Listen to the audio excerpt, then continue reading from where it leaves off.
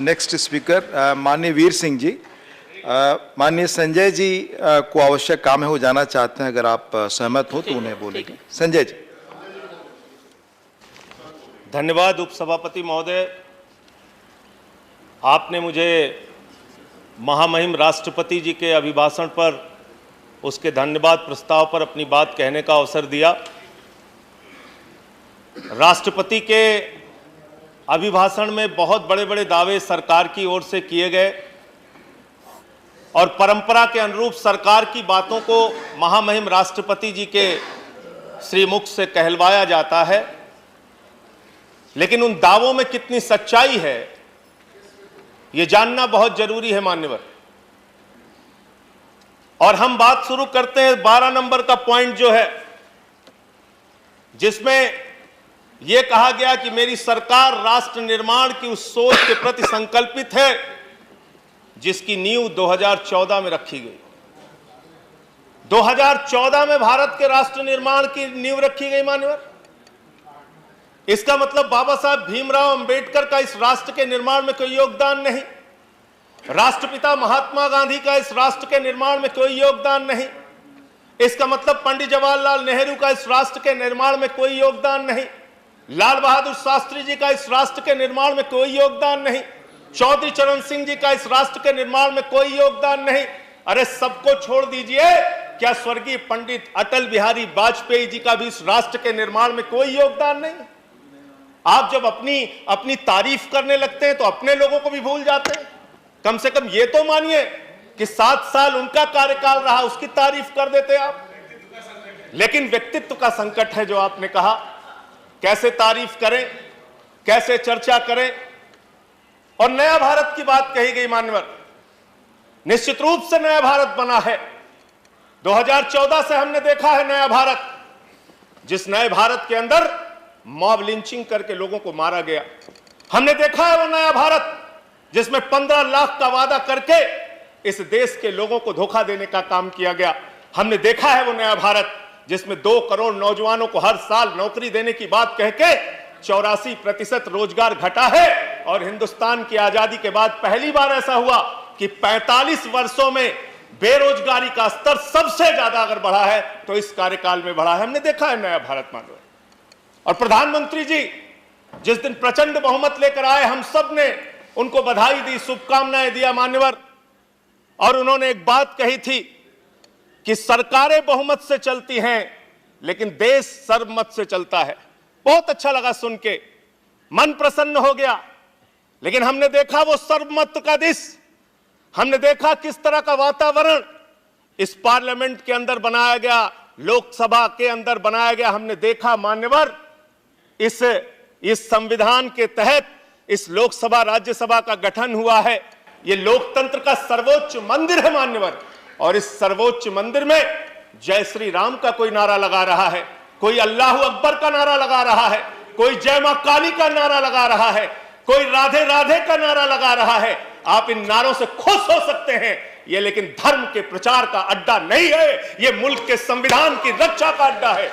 ये बाबा साहब भीमराव अंबेडकर के संविधान की रक्षा का अड्डा है मान्यवर।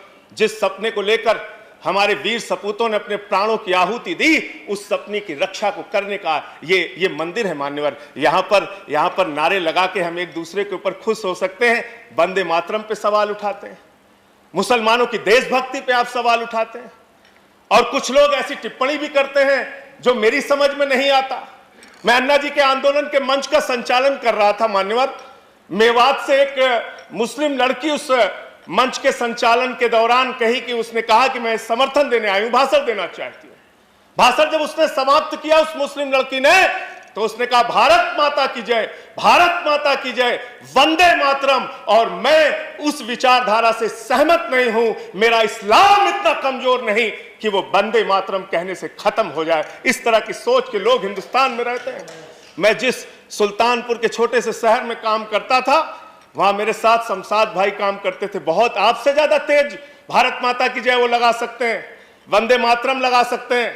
आप आज इस नए भारत में कर क्या रहे हैं? झारखंड में क्या हुआ मान्यवर? चोरी के आरोप में एक आदमी को पीट के मार दिया गया इसलिए कि वो मुसलमान था, एक वर्ग विशेष से था। क्या इसकी चिंता इस सदन को नहीं होनी चाहिए?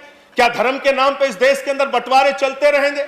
ये विविधता में एकता वाला देश है। यहाँ पे सभी धर्म, सभी जाति, सभी वर्ग के लोगों को सम्मान से रहने का हक है। लेकिन आपको तो दाढ़ी से आपत्ति हो जाती है, टोपी से आपत्ति हो जाती है। अच्छा हुआ आप 1857 में नहीं थे, वरना दाढ़ी रखाकर जिन उलेमाओं ने अंग्रेजों के खिलाफ लड़ते हुए अपने सर कटवाए, उनके बलिदान को आप शर्मिंदा करते, उनके बलिदान को आप शर्मिंदा करते। आप जानना चाहते हैं मुसलमानों का इतिहास, तो पढ़िए शहीद अशफाकुल्लाह को। जब फैजाबाद की जेल में उनको फांसी के फंदे पर ले जाया जा रहा था, उनसे पूछा गया आपकी कोई अंतिम इच्छा? तो उन्होंने कहा कुछ आरजू नहीं है, बस आरजू है इतनी, रख दे जरा से कोई खाके वतन कफन पे। यह है मुसलमानों का इतिहास, पढ़ लेना। बहादुर शाह जफर के इतिहास को पढ़ लेना। उनके बेटों का सर कटवा के रंगून की जेल में उनके सामने रखा गया। मान्यवर पुलिस के, अंग्रेज के पुलिस अफसर जब बहादुर शाह जफर को गिरफ्तार करने के लिए आए थे, तो उनका मजाक उड़ाते हुए उन्होंने कहा उनका मजाक उड़ाते हुए कहा कि दम दमे में दम नहीं, अब खैर मांगो जान की, ऐ जफर ठंडी हुई शमशीर हिंदुस्तान की।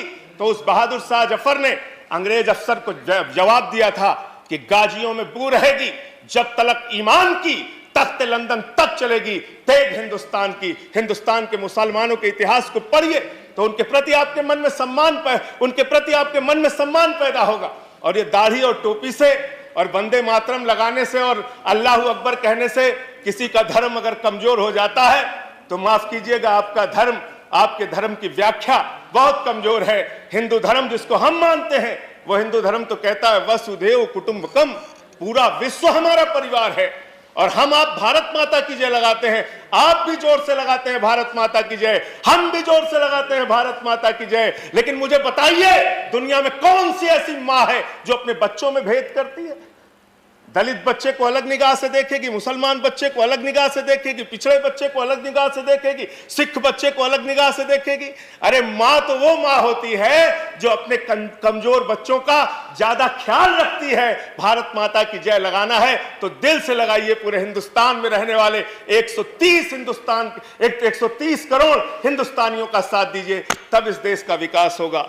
चमन में एक तलाते रंग बू से बात बनती है, चमन में एक तलाते रंग बू से बात बनती है। हम ही हम हैं तो क्या हम हैं, तुम ही तुम हो तो क्या तुम हो। इस बदलिए, इस धारणा को बदलिए, इस विचारधारा को बदलिए। आपने संघीय ढांचे का उल्लेख किया मान्यवर, देश के संघीय ढांचे को आप कैसे मजबूत कर रहे हैं, ये हमने दिल्ली में बहुत अनुभव किया है। आपने एक ऐसी सरकार को 4.5 साल तक चलने नहीं दिया जिसके इतिहास को अगर आप समझेंगे तो जरूर थोड़ी शर्मिंदगी आपको होगी। एक ऐसी सरकार जिसने बिजली का दाम आधा किया, जिसने 20,000 लीटर पानी मुफ्त करने का काम किया, जिसने मोहल्ला क्लिनिक का मॉडल बनाया जिसकी चर्चा अमेरिका में हो रही है, फ्रांस में हो रही है, जर्मनी में हो रही है। एक ऐसी सरकार जिसने सरकारी स्कूलों का कायाकल्प किया। एक ऐसी सरकार जिसने अपने बजट का 26% मान्यवर शिक्षा के ऊपर खर्च किया। एक ऐसी सरकार जिस सरकार ने 20% अपने बजट का हेल्थ के ऊपर खर्च किया। ऐसी अरविंद केजरीवाल की सरकार के खिलाफ आप रोज सीबीआई छोड़ देते हैं, रोज ईडी छोड़ देते हैं, 25-25 विधायकों को उठा के गिरफ्तार करके जेल में डालते हैं। आपके इस राष्ट्रपति के भाषण में कहा गया, मैं नहीं कह रहा, आप कह रहे हैं, आपके प्रधानमंत्री जी के वक्तव्य हैं, हम पब्लिक ट्रांसपोर्ट को देश में बढ़ावा देना चाहते हैं। वाह भाई, आप पब्लिक ट्रांसपोर्ट को बढ़ावा देना चाहते हैं, लेकिन दिल्ली में महिलाओं के लिए फ्री मेट्रो अगर अरविंद केजरीवाल जी करना चाहते हैं तो आप उसमें अड़ंगा डालते, कहते हैं 8 महीने तक हमको कुछ कर नहीं सकते। अरे फ्री मेट्रो से ट्रैफिक कम होगा, प्रदूषण कम होगा। जो मेट्रो घाटे में चल रही है उसको हम अपने पास से मुनाफे के बजट से पैसा देंगे, आपका लाभ होगा। इसलिए साथियों, इसलिए मान्यवर, मैं कहना चाहता हूं, जेट एयरवेज, जेट बेरोजगारी की बात अगर हम करें, जेट एयरवेज के हजारों एम्प्लॉय आपकी नीतियों के कारण बेरोजगारी की कगार पे पहुंच गए और अब तक 4 कर्मचारी उनके आत्महत्या कर चुके हैं। शिक्षा मित्र लाखों की संख्या में है, उत्तर प्रदेश में आंदोलन कर रहे हैं। प्रेरक शिक्षक लाखों की संख्या में है, पूरे देश के अंदर आंदोलन कर रहे हैं। मान्यवर, सबको 10-10, 12-12 मिनट दिया। आपका भी पूरा हो रहा है 10 साथियों, आपका 10 पूरा हो रहा है। मैं कहना चाहता हूं किसानों के जमीन के अधिग्रहण का सवाल आया। यहां पे सदन में माननीय मंत्री जी ने बताया हम सबको मुआवजा दे रहे हैं। जौनपुर के क्षेत्र में, बुंदेलखंड के क्षेत्र में बहुत सारे लोगों को आज तक मुआवजा, किसानों की जमीन को ले लिया गया, मुआवजा नहीं दिया गया। बेरोजगारी के कारण नौजवान आत्महत्या कर रहा है। आप बड़े बड़े सीमा की सुरक्षा की दावे करते हैं, जवानों की सबसे ज्यादा शहादत आपकी सरकार के दौरान हुआ। किसान खेतों में मर रहा है, जवान सीमा पे मर रहा है, और आप यहां पर बड़े बड़े वादे, बड़ी बड़ी बातें कर रहे हैं। इसलिए मैं कहना चाहता हूं, आप इस देश के लोगों का ख्याल रखिए। देश को आगे लेकर अगर आप जाना चाहते हैं तो बड़े मन से आगे बढ़िए, बड़े मन से इस देश की व्यवस्था को आगे चलाने का काम कीजिए। आयुष्मान भारत की मानवर चर्चा हुई, वही करके खत्म करूंगा। आयुष्मान भारत की चर्चा आपने किया, कहा कि 50 करोड़ लोगों को हम लोगों ने स्वास्थ्य सेवा में 5-5 लाख रुपए का स्वास्थ्य के लिए बीमा योजना लागू संजय जी, प्लीज कंक्लूड। अंतिम आयुष्मान भारत की सच्चाई क्या है मान्यवर? उस योजना में आपने इतनी शर्तें लागू कर दी कि अगर आपके घर में मोटरसाइकिल है तो आयुष्मान योजना का लाभ नहीं मिलेगा। अगर आप ठंडा पानी पीते हैं, फ्रिज आपके घर में है, तो आयुष्मान योजना का लाभ नहीं मिलेगा। 50,000 रुपए का अगर आपके पास किसान क्रेडिट कार्ड है तो आयुष्मान योजना का लाभ मैं दूसरे वक्ता को आमंत्रित कर रहा हूं। 10,000 की आमदनी, मैं दूसरे 10,000 की आमदनी अगर आपकी है तो आपको आयुष्मान योजना का लाभ नहीं मिलेगा। अरे दिल्ली में तो केजरीवाल जी की सरकार ने 14,000 रुपए न्यूनतम मजदूरी कर दी है। आप मजदूरों को भी आयुष्मान योजना में कवर नहीं करते। ऐसी चिट्ठी लिखते हैं, ऐसी भावना से लिखते हैं। अंत में खत्म करूंगा सर, 1 मिनट सबको अंत में ऑलरेडी 11 मिनट सबको आपने दिया, 11 मिनट हो गए हैं। 1 minute sir, 1 minute sir, 1 minute आप बैठे प्लीज, आनंद जी प्लीज। अंत में इस सरकार के लिए चंद लाइनें हैं, बस वही पढ़ के खत्म करूंगा। हिंदू और मुस्लिम के एहसासात को मत छेड़िए, अदम गोंडवी की लाइनें हैं। हिंदू और मुस्लिम के एहसासात को मत छेड़िए, अपनी कुर्सी के लिए जज्बात को मत छेड़िए। हम में कोई हूड़ है, कोई शक, कोई मंगोल है, दफन है जो बात, अब उस बात को मत छेड़िए। गर गलतियां बाबर ने की, जुम्मन का घर फिर क्यों जले, ऐसे नाजुक वक्त में हालात को मत छेड़िए। छेड़िए एक जंग मिलजुल कर गरीबी के खिलाफ, दोस्तों मेरे मजहबी नगमात को मत छेड़िए। इन्हीं पंक्तियों के साथ सबका साथ सबका विकास आप करिए। डॉक्टर किरोड़ीलाल मीणा के साथ डॉक्टर किरोड़ीलाल मीणा और राष्ट्रपति किरोड़ीलाल मीणा जी प्लीज स्पीक। अब आपकी बात रिकॉर्ड पे जाएगी प्लीज।